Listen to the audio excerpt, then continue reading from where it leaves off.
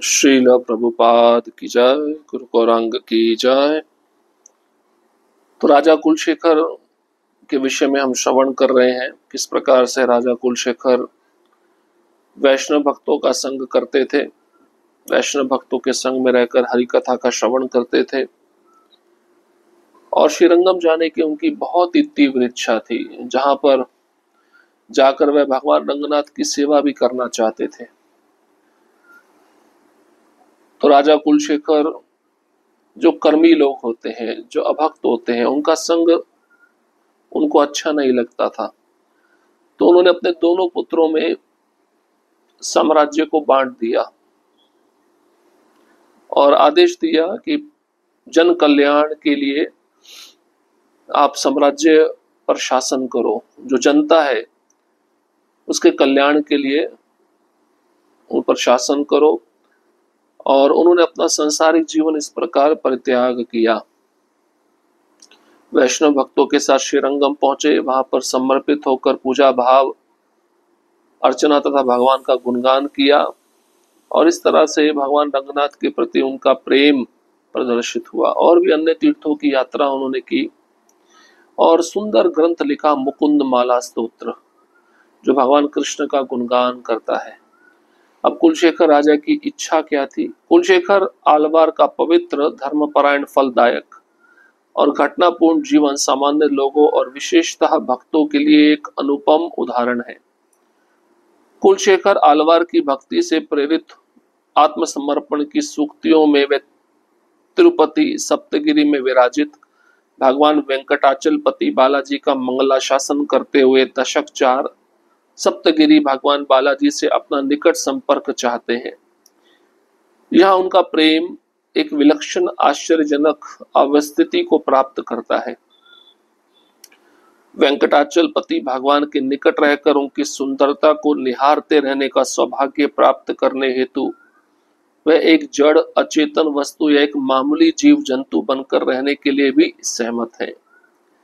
स्वर्ग या देवलोक पर शासन करने का वैभव और पृथ्वी के ऐश्वर्य और साम्राज्य के वैभव के प्रति भी अपनी अनासक्ति प्रकट करते हुए वह वेंकटगिरी में एक बक, झरने का मीन, चंपक पुष्प या स्तंभ, सुनहरा शिखर, वन्य नदी, भक्तों के जाने वाला मार्ग, पहाड़ या मंदिर या सोपान बनकर रहने की अपनी इच्छा प्रकट करते हैं।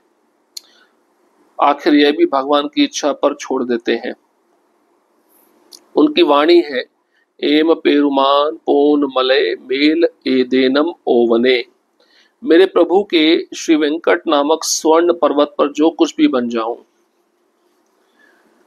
यह एक दुर्लभ मनोकामना है। यहाँ कुलशेखर की यह वाणी उल्लेखनीय है। ओडियाम का किडंडू उन पवल वायक कांपड़े, मैं आपके गर्भगृह के द्वार पर सोपान दहलीज बन पड़ा रहकर आपके प्रवाल अधर को देखता रहूंगा। इसलिए दक्षिण के विष्णु मंदिरों में गर्भगृह की दहलीज को कुलशेखर पड़ी।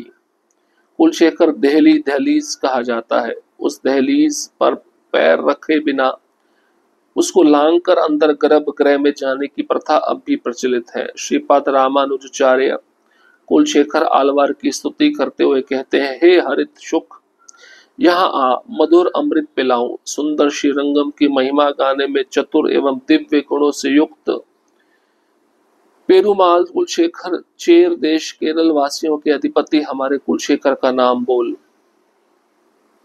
यह प्रेमिका यतिराज श्री रामानुज है।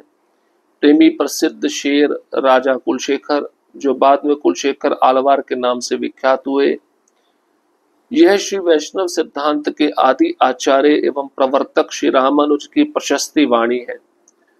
कुलशेखर आलवार के प्रति यह उल्लेखनीय है कि एडगल हमारा अपना कुलशेखर कहते हैं।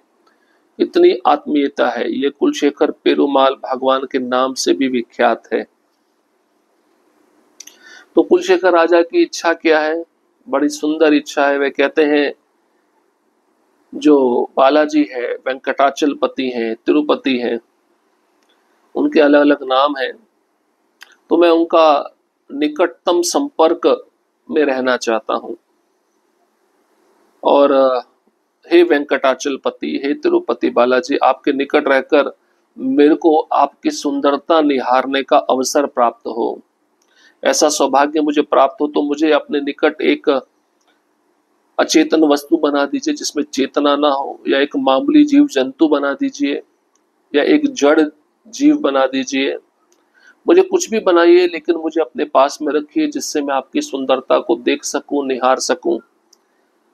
अब राजा कुलशेखर कहते हैं, स्वर्गलोक पर शासन करने का जो वैभव है और पृथ्वी का जो ऐश्वर्य है, साम्राज्य के वैभव के प्रति भी मेरी आसक्ति नहीं है। मतलब मुझे इंद्र का पद मिल जाए ये मैं नहीं चाहता, मुझे पृथ्वी का पूरा अधिपत्य मिल जाए वो भी मैं नहीं चाहता।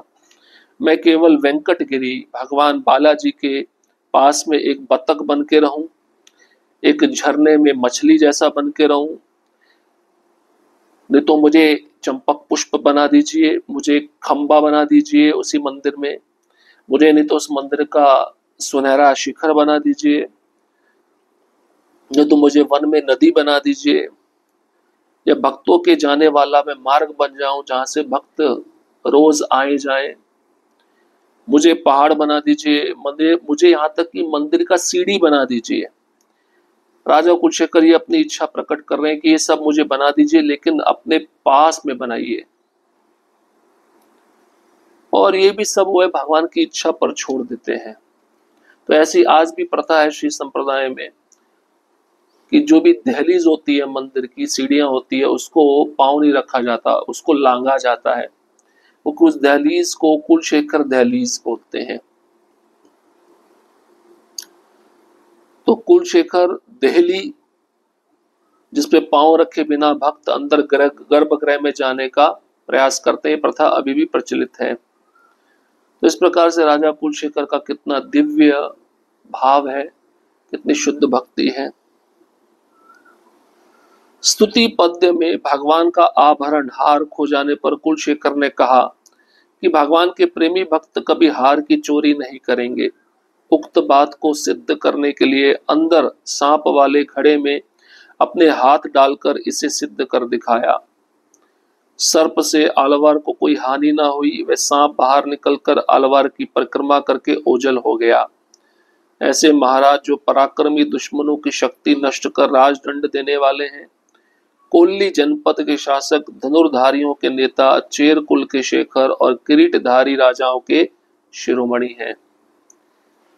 नित्य तनिया गुष्यते तस्य नगरे रंग यात्रा दिने दिने तमहम शिरसा वंदे राजा नाम कुलशेखरम। मैं महाराज कुलशेखर के समक्ष नतमस्तक हूँ, जिनके राज्य में प्रतिदिन रंगनाथ की प्रसन्नता हेतु विभिन्न उत्सवों का आनंद उठा सकता है।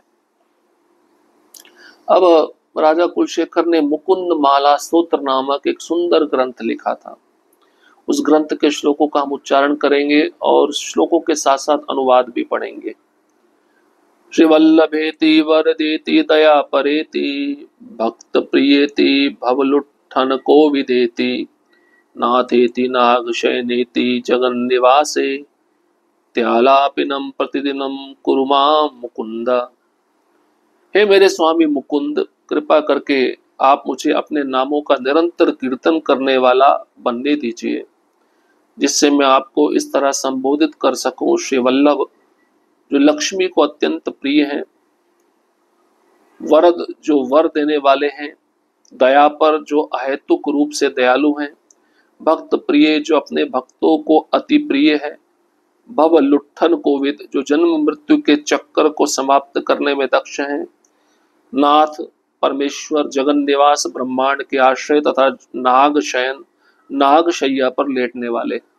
तो इस एक श्लोक में, पहले श्लोक में राजा कुलशेखर भगवान के बहुत सारे नामों का गुणगान किए हैं और ये इच्छा कर रहे हैं कि मुझे अपने नामों का निरंतर कीर्तन करने वाला बनने दीजिए, मेरे मुख से निरंतर आपका नाम निकलता रहे। सुंदर नामों का उल्लेख किया है।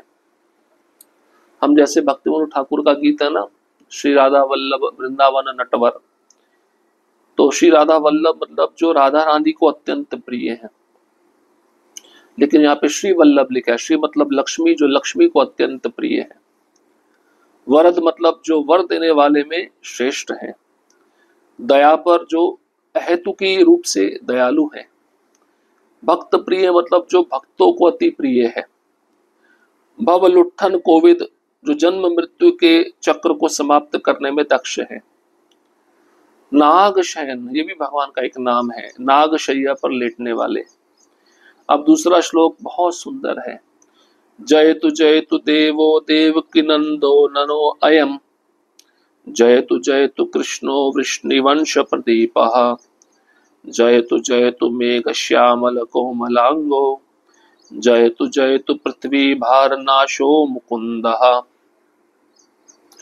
श्रीमती देवकी देवी के पुत्र के रूप में विख्यात पुरुषोत्तम भगवान की जय हो। वृष्णि वंश के उज्जवल प्रकाश भगवान कृष्ण की जय हो। उन भगवान की जय हो जिनके कोमल शरीर का रंग नवीन बादल के श्यामल वर्ण जैसा है। उन भगवान मुकुंद की जय हो जो पृथ्वी के भार को हटाने वाले हैं। तो इस श्लोक में कितनी बार जयतु कितनी बार भगवान की जय हो जय हो। तो पहले कहते हैं देवकी के पुत्र के रूप में आप विख्यात हैं, हे पुरुषोत्तम भगवान आपकी जय हो। फिर आप वृष्णि वंश के उज्जवल प्रकाश हैं, आपकी जय हो। फिर आपका शरीर मेघ श्यामल कोमलांगो बहुत कोमल है, नवीन बादल के श्यामल वर्ण जैसा है। जैसे कोई बादल होता ना काला, उसमें पानी भरा हो, वो बादल बरसने वाला, तो ऐसा रंग है आपका। आपकी जय हो। पृथ्वी का भार हटाने वाले हे भगवान आपकी जय हो। हे भगवान मुकुंद आपकी जय हो। तीसरा श्लोक मुकुंद मूर्धनाम प्रणिपत्ते याचे भवंत में कांत मियंतमर्थम अविस्मृतिस्त्वच्चरणारविंदे भवे भवे में अस्तु भवत प्रसादात।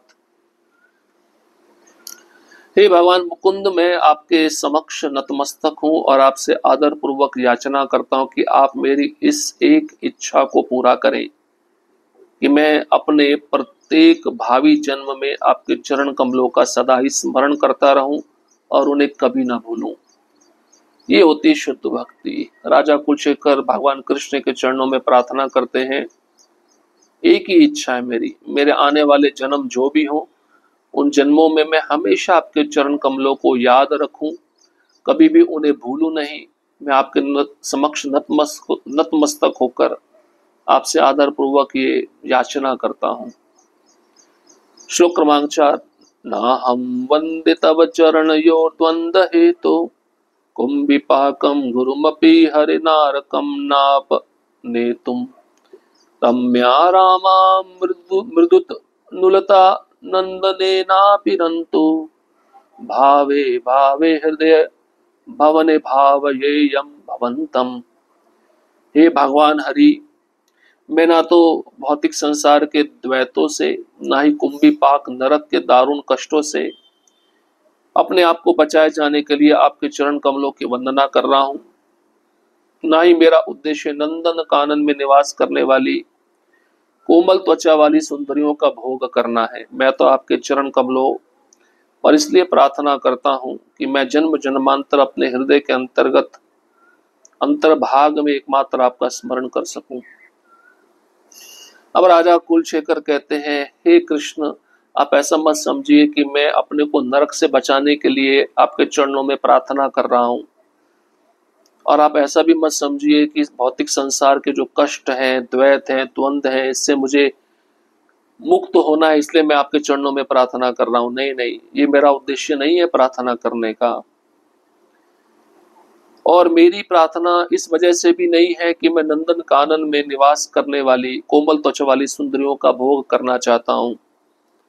मैं तो केवल आपके चरण कमलों में इसलिए प्रार्थना कर रहा हूं कि जन्म जन्मांतर अपने हृदय के अंतर भाग में मैं आपका एकमात्र स्मरण कर सकूं।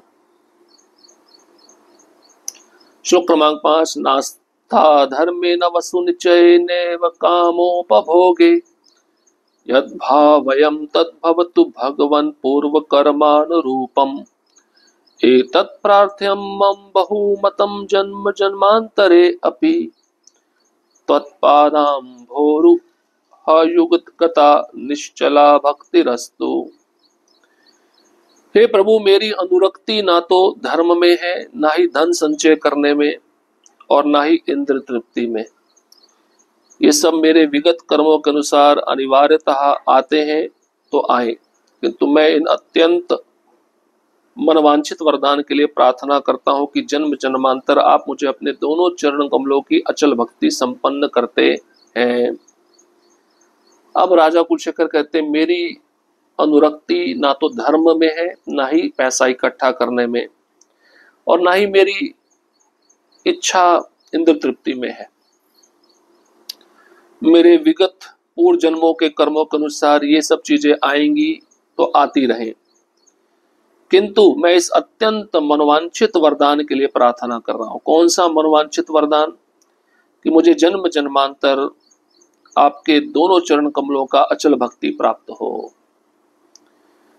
श्लोक क्रमांक 6। दिवि वा भुवि वा ममास्तु वासो, नरके वा नरकांतक प्रकाममम्, अवधिरीतशारदार विंदौ, चरणौ ते स्मरणे अपि चिंतयामि।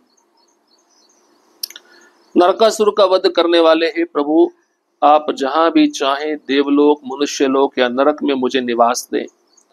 मेरी एकमात्र यही विनती है कि मृत्यु के समय में आपके उन युगल चरण कमलों का स्मरण कर सकूं, जिनका सौंदर्य शरतकालीन कमल को चुनौती देने वाला है। क्या अद्भुत प्रार्थनाएं हैं। राजा कुलशेखर कहते हैं, आपने नरकासुर का वध किया। हे कृष्ण, हे मुकुंद, हे मेरे प्रभु, आपकी इच्छा हो तो मुझे देवलोक में जगह दे दीजिए, आपकी इच्छा हो तो मुझे मनुष्य बना दीजिए, और आपकी इच्छा हो तो मुझे नरक में डाल दीजिए। मुझे इसकी कोई चिंता नहीं। मेरी एकमात्र आपके चरण कमलों में यही विनती है कि मृत्यु के समय, जब मेरी मृत्यु आए, तो मैं आपके चरण कमलों का स्मरण कर सकूं, याद कर सकूं। ऐसे चरण कमल जिनका सौंदर्य शरतकालीन कमल को चुनौती देने वाला है। मतलब शरतकालीन समय में जब कमल उगता है, उस कमल के सौंदर्य को भगवान के चरण कमल का सौंदर्य मात दे देता है, हरा देता है। इसका मतलब उस कमल से भी ज्यादा सुंदर आपके चरण कमल हैं। एक अंतिम श्लोक। भवजल धीमगाधम दुस्तरम निस्तरेयम, कथमहमिति चेतो मास्मग्गः कातरत्वम, सरसिजदृशी देवे तारकी भक्तिरेका, नरक विधि निष्णा तारयिष्यत्यवश्यम। हे मन, तुम यह सोचकर मत व्यग्र हो कि मैं इस भौतिक अस्तित्व वाले संसार रूपी अगाध तथा दुर्लंघ सागर को कैसे पार कर सकूंगा। तुम्हें यदि कोई बचा सकता है तो वह भक्ति है। यदि तुम इस व्यक्ति को नरकासुर के विनाशकर्ता कमल नयन भगवान को अर्पित कर सको, तो यह भक्ति तुम्हें निश्चित रूप से समुद्र के उस पार ले जाएगी। अब राजा कुलशेखर अपने मन को समझा रहे। हे मन, ये सोचकर तुम चिंता में मत पड़ जाओ कि भौतिक अस्तित्व वाले संसार रूपी अगाध दुर्लभ सागर को मैं कैसे पार करूंगा। मतलब वो कहना चाहते हैं, हे मन, तुम इसकी चिंता मत करो, कितना बड़ा भवसागर है, इसको मैं कैसे पार करूं।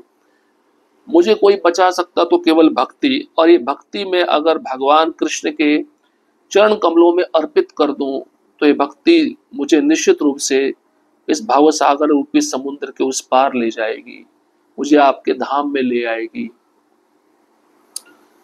तो इस ग्रंथ के बहुत सारे श्लोक हैं। अभी हमने केवल 7 श्लोकों का स्मरण किया है, उच्चारण किया है। और भी सुंदर श्लोक हैं, तो अगले सत्र में बाकी बचे हुए श्लोकों का हम उच्चारण करेंगे। हरे कृष्णा कृष्ण कृष्ण हरे हरे, हरे राम राम राम हरे हरे। श्रील प्रभुपाद की जय, गुरु गौरांग की जय।